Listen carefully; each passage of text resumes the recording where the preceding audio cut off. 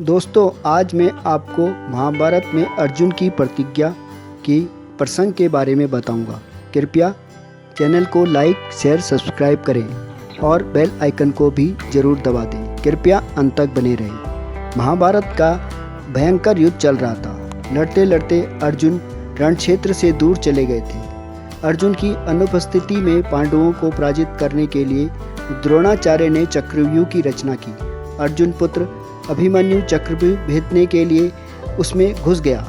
उसने कुशलतापूर्वक चक्रव्यूह के 6 चरण भेद लिए, लेकिन 7वें चरण में उसे दुर्योधन, जयद्रथ आदि 7 महारथियों ने घेर लिया और उस पर टूट पड़े। जयद्रथ ने पीछे से निहत्थे अभिमन्यु पर जोरदार प्रहार किया। वह वार इतना तीव्र था कि अभिमन्यु उसे सहन नहीं कर सका और वीरगति को प्राप्त हो गया। अभिमन्यु की मृत्यु का समाचार सुनकर अर्जुन क्रोध से पागल हो उठा। उसने प्रतिज्ञा की कि यदि अगले दिन सूर्य अस्त से पहले उसने जयद्रथ का वध नहीं किया तो वह आत्मदाह कर लेगा। जयद्रथ भयभीत होकर दुर्योधन के पास गया और अर्जुन की प्रतिज्ञा के बारे में बताया। दुर्योधन उसका भय दूर करते हुए बोला, चिंता मत करो मित्र, मैं और मेरी सारी कौरव सेना तुम्हारी रक्षा करेंगे। अर्जुन कल तुम तक नहीं पहुंच पाएगा, उसे आत्मदाह करना पड़ेगा। अगले दिन युद्ध शुरू हुआ। अर्जुन की आंखें जयद्रथ को ढूंढ रही थी, किंतु वह कहीं नहीं मिला। दिन बीतने लगा। धीरे धीरे अर्जुन की निराशा बढ़ती गई। यह देख श्री कृष्ण बोले, पार्थ, समय बीत रहा है और कौरव सेना ने जयद्रथ को रक्षा कवच में घेर रखा है। अतः तुम शीघ्र से कौरव सेना का संहार करते हुए अपने लक्ष्य की ओर बढ़ो। यह सुनकर अर्जुन का उत्साह बढ़ा और वह जोश से लड़ने लगा, लेकिन जयद्रथ तक पहुंचना मुश्किल था। संध्या होने वाली थी, तब कृष्ण ने अपनी माया फैला दी। इसके फलस्वरूप सूर्य बादलों में छिप गया और संध्या का भ्रम उत्पन्न हो गया।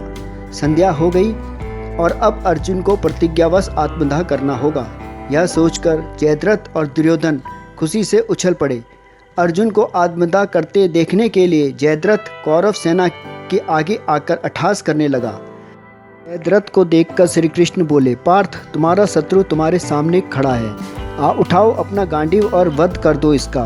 वह देखो, अभी सूर्यास्त नहीं हुआ है। यह कहकर उन्होंने अपनी माया समेट ली। देखते ही देखते सूर्य बादलों से निकल आया। सबकी दृष्टि आसमान की ओर उठ गई। सूर्य अभी भी चमक रहा था। यह देख जयद्रथ और दुर्योधन के पैरों तले जमीन खिसक गई। जयद्रथ भागने को हुआ, लेकिन तब तक अर्जुन ने अपना गांडीव उठा लिया था। तभी श्री कृष्ण चेतावनी देते हुए बोले, हे अर्जुन, जयद्रथ के पिता ने इसे वरदान दिया था कि जो इसका मस्तक जमीन पर गिराएगा उसका मस्तक भी 100 टुकड़ों में विभक्त हो जाएगा। इसलिए यदि इसका सिर जमीन पर गिरा तो तुम्हारे सिर के भी 100 टुकड़े हो जाएंगे।